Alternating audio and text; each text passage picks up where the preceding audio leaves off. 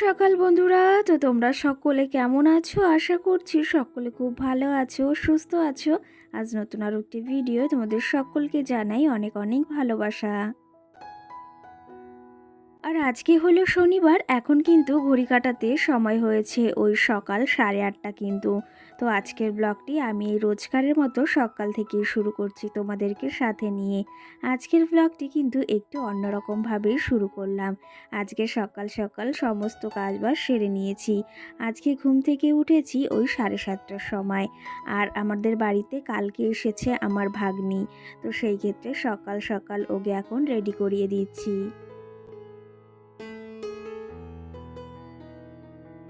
Ready বলতে সকাল সকালে যে শাড়িটা পরিয়ে দিয়েছি শাড়িটা আমার কিন্তু। আর এদিকে কিন্তু মেকআপটাও করে দিয়েছি হালকা করে। আজকে কিন্তু ওর গালটা বেশ ভালো লাল লাল লাগছে। তো যাই হোক, এদিকে বলেছে মামি তুমি চুল বেঁধে দেবে, এদিকে আমি ক্রিম্পিং করে দিয়েছি। সামনেটা শুধু বাদ বাকি আর কিছু করিনি। আর পেছন দিকটা চুলটা ছাড়াই থাকবে। আর বললাম যে আমার গাছে বেশ ভালো চেরি ফুল ফুটেছে, তো সেগুলো দুটো দিয়ে দিই। আর গাছে কিন্তু অনেক ফুলও রয়েছে। তো সেখান থেকেই আমি ভাবলাম দুটো ছিঁড়ে নিয়ে ওর মাথায় দিই। দেখতেও বেশ ভালো লাগবে, লুকটাও বেশি ভালো লাগবে। তো চলো তবে এখানে আমি দুটো ফুল এখন ছিঁড়ে নিলাম।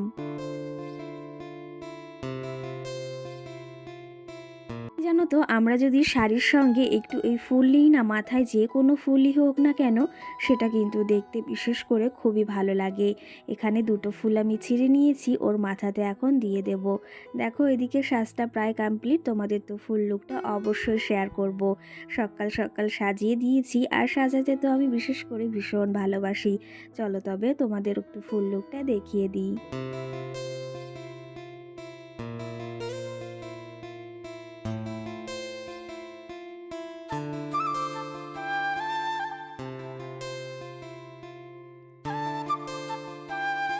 আর এর মাঝে বেশ খানিকটা সময় পেরিয়ে গেছে। এখন ঘড়ি কাটাতে কত বাজে জানো তো? এখন বাজে ওই বিকাল 5টা। আর আমি ওইদিকে রেডি হয়ে গেছি, তোমরা তো দেখতেই পাচ্ছ, আলাদা করে কিছু বলার নেই। আগের দিন যে সোয়েটারটা কিনেছিলাম এই সোয়েটারটা পরেছি, আমার বেশ ভালো লাগে। তো সেই ক্ষেত্রে এদিকে আরেকটার সঙ্গে কালো প্লাজো টাইপের প্যান্ট পরেছি, এই প্যান্টগুলো বেশ ভালো লাগে। তো আজকের আমার এই লুকটা কেমন লাগছে তোমরা কিন্তু অবশ্যই কমেন্ট করে জানিও।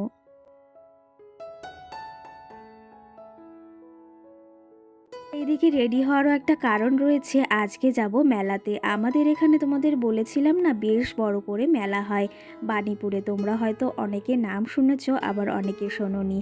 তো সেখানেই যাব আজকে। অনেক দিন হয়ে গেছে, প্রায় 8-9 দিন হয়েই গেছে মেলাটা হচ্ছে, কিন্তু সেই সময় সুযোগ হচ্ছে না জন্য যাওয়া হচ্ছে না।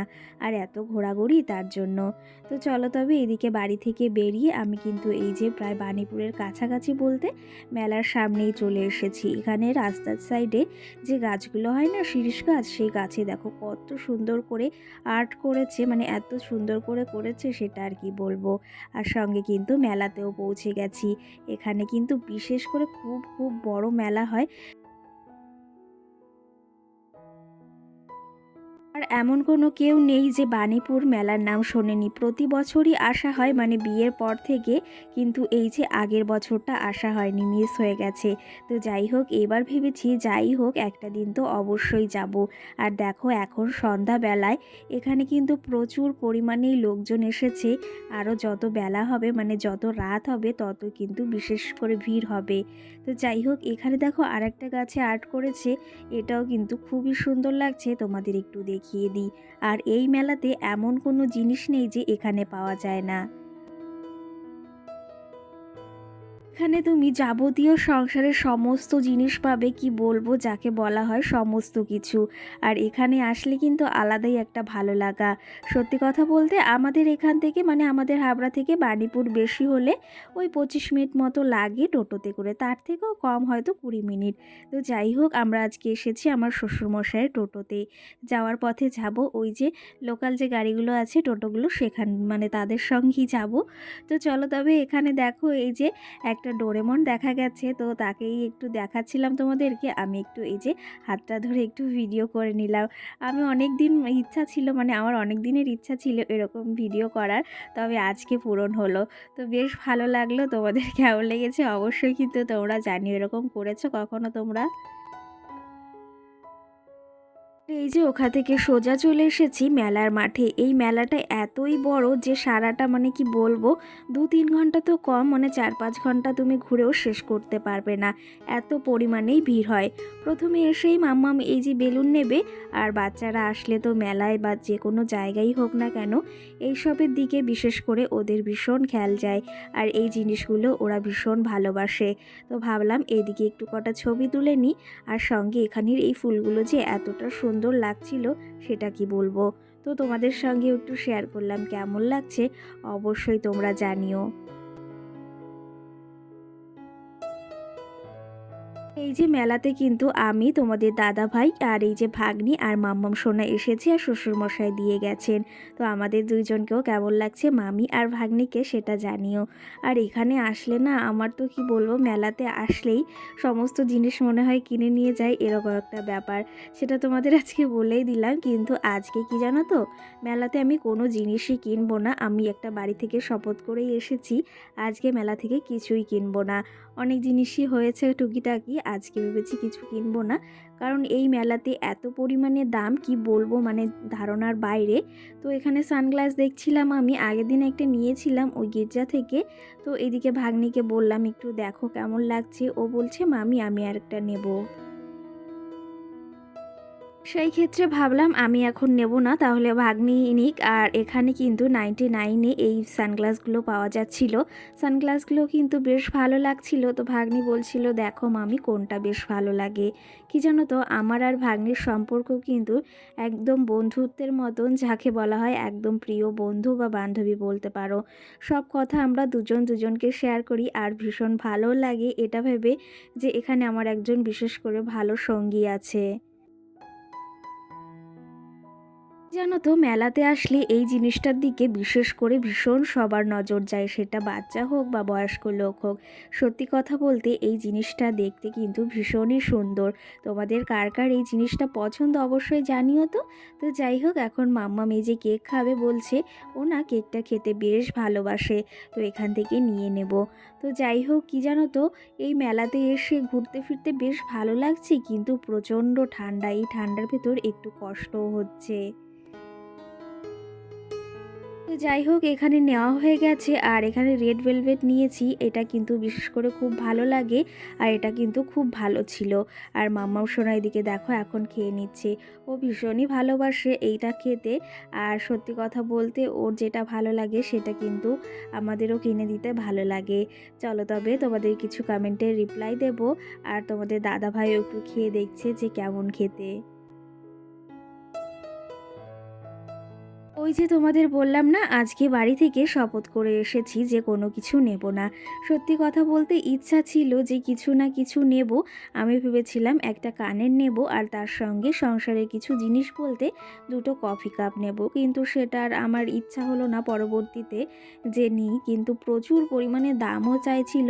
সেই ক্ষেত্রে ভাবলাম যে এখনও তো প্রচুর মেলা রয়েছে, তো সেখান থেকে নেওয়া যাবে। এখানে এক একটা নর্মাল কানের দামই চাচ্ছিল ওই ১০০ টাকা করে, সেটা আমার মনে পছন্দ হলো না। কালেকশন ভালো ছিল, কিন্তু এতটা দাম চাইছিল জন্য কিন্তু সেটা আর আমি নিলাম না। একটা বাস্তব কথা কি জানো তো, নিজেদের শখ পূরণ কিন্তু আমাদের সব সময় করা হয় না। ওই যে নিজেদের সংসারের দিকে তাকিয়ে, নিজের স্বামীর দিকে তাকিয়ে কিন্তু মাঝে মাঝে আমাদের অনেক স্বপ্ন বা অনেক আশা বা অনেক ইচ্ছা কিন্তু ত্যাগ করতে হয়, সেটা আমাদের সংসারের পক্ষেই ভালো হয়। সব সময় যে সবটা আমাদের লাগবে এমনটা নয়, পরবর্তীতেও আমরা সেটা নিতে পারবো, কিন্তু কিছুদিন পর। তো যাই হোক, সেটা ভেবেই ভাবলাম যে আজকে অন্তত যদি না নিতে পারি পরবর্তীতে নেব। এর জন্য যে অশান্তি করতে হবে এমনটা নয়। এটা করলে কিন্তু বরঞ্চ আমাদের সংসারেরই ক্ষতি হবে, আর আমাদের ওপরও কিন্তু অনেকটা মানসিক প্রেশার পড়বে। সেই ক্ষেত্রে যেটা নিয়ে আছি সেটা নিয়েই বেশ ভালো আছি, অশান্তি করে কোনো লাভ নেই। তো যাই হোক, আমার ইচ্ছা ছিল না, ওই ভেবে এসেছিলাম বাড়ি থেকে কিছু নেব না, কিন্তু তাও মনে মনে ইচ্ছা হচ্ছিল। আর এখানে এত সুন্দর সুন্দর ফার্নিচার, এত সুন্দর সুন্দর জিনিস দেখে মনে হচ্ছিল নেই, কিন্তু কি জানো তো, ওগুলোর প্রাইস অনেকটা। তো যাই হোক, ইচ্ছা তো সবারই থাকে কম বেশি বা অনেক বেশি, তেমনি আমারও ইচ্ছা আছে কম বেশি সবটা মিলেই। তো সেই ক্ষেত্রে ইচ্ছা একদিন না একদিন অবশ্যই পূরণ হবে, সেটা যে এখনই পূরণ করতে হবে এটা কিন্তু নয়। যাই হোক, তোমাদের সঙ্গে অনেক গল্প করে ফেললাম। যাওয়ার পথে এখানে একটু এই যে ভাপা পিঠে দুধ পুলি খেয়ে নিচ্ছি, আর সঙ্গে তোমাদের কিছু কমেন্টের রিপ্লাই দেওয়া হয়নি। টুম্পা দাস আমাকে কমেন্ট করেছে, দিদি ভাই তোমার হাসিটা আমার খুব ভালো লাগে, অসংখ্য ধন্যবাদ। সঙ্গে সন্তু নামে আমাকে আরেকজন কমেন্ট করেছে, তোমার বেডরুমে যে টেডিগুলো আছে সেগুলো নোংরা হয়েছে, সেগুলো পরিষ্কার করো তাহলে আরও ভালো লাগবে। হ্যাঁ গো, সেগুলো পরিষ্কার করব, তবে এই যে মাম্মামের জন্মদিন আছে, তো সেই ক্ষেত্রে ভেবেছি তার আগেই পরিষ্কার করব, সেই জন্য এখনও করিনি। তবে তোমার এই কমেন্টটা দেখে বেশ ভালো লাগলো। অবশ্যই কিন্তু আমি করব খুব তাড়াতাড়ি এই কাজটি।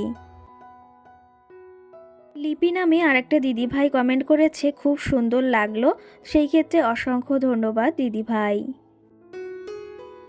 তো যাই হোক, এদিকে আমাদের মেলা ঘোরা কমপ্লিট হয়ে গেছে। যাওয়ার পথে রাস্তার ধারে যে দোকানগুলো বসেছিল সেখান থেকে ভেবেছিলাম এই যে একটা ঘট নেব, কিন্তু এগুলো বয়ে নিয়ে যেতে একটু সমস্যা হবে, সেই কারণে ভেবেছি আবার নেব না।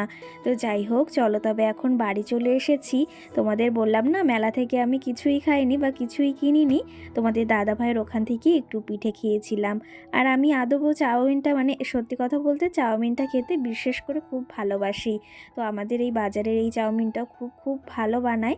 সেই ক্ষেত্রে আমাদের দাদাভাই এখান থেকে চাউমিন এনে দিয়েছে আমার জন্য আর ভাগ্নির জন্য। চলো তবে এটা এখন নামানো যাক। ওইদিকে চাউমিনটা ঢেলে নিয়েছি, খুব সুন্দর লাগছে দেখতে। আর ব্লগটিও বেশি বড় করব না। আজকের আমার এই মেলার ভিডিওটি তোমাদের কেমন লেগেছে সেটা অবশ্যই জানিও। তোমরা যদিও আমার ডেলি রুটিন বা আমার সংসারের কাজবাজ খুব ভালোবাসো, তবে আজকের ভিডিওটি একটু অন্যরকম। সকলে ভালো থেকো।